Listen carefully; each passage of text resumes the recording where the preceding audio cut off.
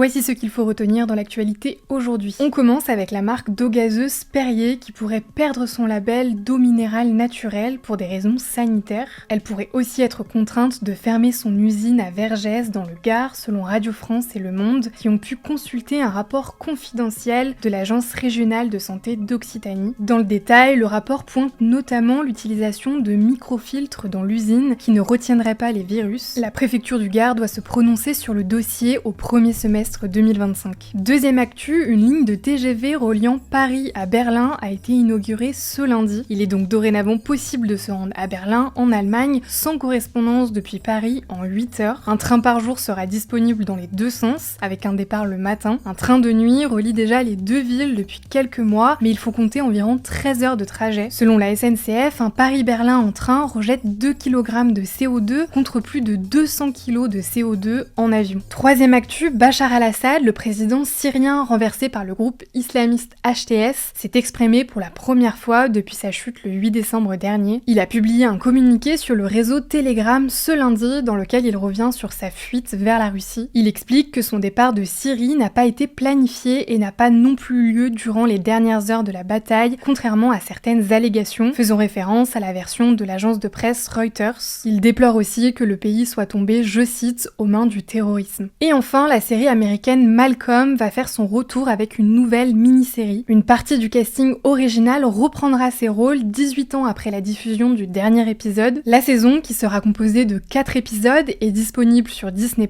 devrait raconter les 40 ans de mariage de Hal et Lois.